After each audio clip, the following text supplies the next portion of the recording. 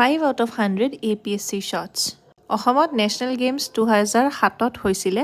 বেংগল প্ৰেচিডেন্সিৰ পৰা আছাম প্ৰেচিডেন্সি বেলেগ হৈছিলে 1874ত। আহোম কিংডমৰ প্ৰথম কেপিটেল আছিলে চৰাইদেউত। দাদা চাহেব ফাল্কে এৱাৰ্ড ভূপেন হাজৰিকা পাইছিলে 1992। প্ৰথম পেজেণ্ট আপৰাইজিং আছিলে ফুলাগুৰি ধাৱা।